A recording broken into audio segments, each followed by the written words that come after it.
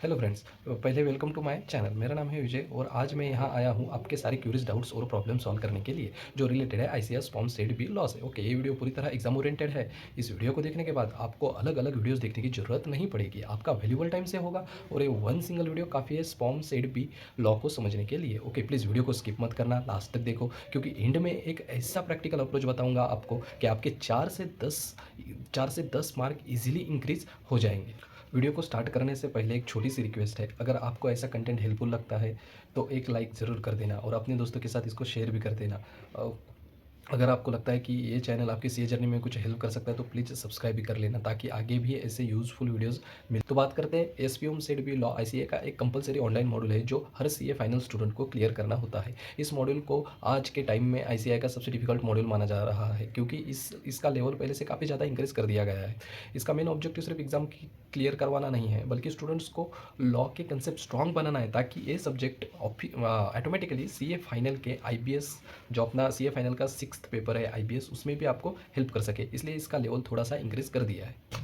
Form set B law का syllabus 2 parts में divide होता है। पहला पार्ट मॉड्यूल 1 जिसमें कंपनी लॉ के टोटल 10 चैप्टर कवर होते हैं। दूसरा पार्ट मॉड्यूल 2 जिसमें सेबी एक्ट और इकोनॉमिक लॉ आती है। ओके, और इकोनॉमिक लॉ में फेमा और फेमा रेगुलेशन और आईबीसी इंक्लूडेड है। ओके, और इस मॉड्यूल में टोटल 3 चैप्टर है सेबी को छोड़ के। ओके, सेबी एक सेपरेट चैप्टर है, मतलब सेकंड मॉड्यूल में 4 चैप्टर है, पहले चैप्टर में 10 चैप्टर है, टोटल मिला के 14 चैप्टर है। ओके, और टोटल क्वेश्चन पेपर 100 मार्क्स का बनता है। सब्जेक्ट का लेवल इसलिए इंक्रीज किया गया है क्योंकि आईसीआई चाहता है कि स्टूडेंट लॉ सिर्फ एसपीएम के लिए नहीं बल्कि सीए फाइनल के लिए भी प्रॉपरली समझे। इस वजह से रिपीटेटिव क्वेश्चंस अभी नहीं पूछे जाते हैं। मैंने अपने काफ़ी दोस्तों से पूछा है कि कैसे पेपर आ रहा है, तो उन्होंने बोला है कि लॉ का पेपर थोड़ा सा डिफिकल्ट आ रहा है। ओके, तो हॉनेस्टली वो गलत नहीं बोल रहे हैं, लेकिन प्रॉब्लम डिफिकल्टी नहीं है, प्रॉब्लम गलत प्रिपरेशन है। ज़्यादातर स्टूडेंट्स गलत यूट्यूब वीडियोस देखते हैं, गलत पीडीएफ रेफर करते हैं जो टेलीग्राम ग्रुप में सर्कुलेट होती रहती है। ये रिसोर्सेज पहले काम करते थे जब आईसीआई टेस्टिंग कर रहा था, लेकिन अब आईसीआई ने पैटर्न चेंज कर दिया है। अब सिर्फ ये बुक पढ़ो 16+ आ जाएंगे, सिर्फ एक वीडियो देखो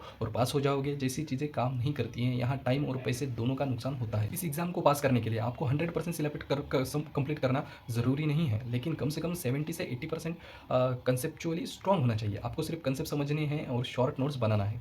रटना या अननेसेसरी चीज़ें पढ़ना बिल्कुल अवॉइड करना है। सबसे पहला स्टेप जो मैं स्ट्रांगली रिकमेंड करता हूँ वो है स्लॉट बुकिंग। जब तक आप स्लॉट बुक नहीं करते तब तक सीरियसनेस नहीं आती और प्रिपरेशन डिले होती रहती है। अगर एग्जाम आर्टिकलशिप के बाद पेंडिंग रह जाएगा तो टेंशन बढ़ती है क्योंकि आईसीआई इसका लेवल और इंक्रीज करते जा रहा है। इसलिए प्लीज़ पहले स्लॉट बुक करना चाहिए। आर्टिकलशिप के साथ प्रिपेयर कर रहे हैं तो 7 डेज का सिंपल स्टडी प्लान फॉलो कर सकते हैं। रोज़ सुबह फ्रेश माइंड के साथ 2 घंटे पढ़ो और रात में उसी का ही 1 घंटा रिवाइज कर लो उस टॉपिक का, है ना। तो ये स्ट्रांगली रिकमेंडेड है।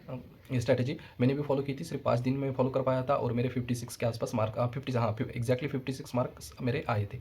और आप बोल सकते हो कि ये लक था, और हाँ थोड़ा लक था क्योंकि मैंने सेकंड मॉड्यूल के 3 चैप्टर्स मैंने छोड़ दिए थे और फर्स्ट मॉड्यूल के मैंने 2 चैप्टर छोड़ दिए थे। इसलिए मैं आपको 7 डेज रिकमेंड कर रहा हूँ क्योंकि वो रिमेनिंग 2 दिन में आपका ये पूरा कंप्लीट हो जाएगा। पूरा सिलेबस कंप्लीट करना बहुत ही ज़रूरी है क्योंकि आप फर्स्ट अटेम्प्ट में आपको इसको क्लियर करना है। लेक्चर्स देखते टाइम डेली कम से कम 2 लेक्चर्स आपको देखने हैं और प्लेबैक स्पीड 1.5 तक रखनी है क्योंकि नॉर्मल स्पीड से लेक्चर बोरिंग लगते हैं और टाइम ज़्यादा लगता है। अगर रात को थोड़ा एक्स्ट्रा टाइम मिल जाए तो आप 3 चैप्टर्स तक भी कवर कर सकते हो और अगर उसी दिन थोड़ा रिविजन हो जाए तो और भी बेटर रहेगा। अब सवाल आता है कि कौन से लेक्चर देखें, कहाँ से हम उसको देखें। इसके लिए टेंशन लेने की ज़रूरत नहीं है। मैंने रिसर्च की है और बहुत सारे मेरे दोस्तों को और जिन्होंने एसपीएम फर्स्ट अटेम्प्ट में क्लियर किया है उनसे रिकमेंडेशन लिया है, उन्होंने कौन से लेक्चर देखे हैं और यूट्यूब पर कौन से बेस्ट अवेलेबल है, इसकी मैंने एक लिस्ट बनाई है। ओके, तो इन स्टूडेंट से फीडबैक लेने के बाद मैंने SPM oriented based shortest and concept clearing lecture select किए हैं। बहुत सारे वीडियोस में अननेसेसरी चीज़ें होती है जो कि आईसीआई नहीं पूछता है।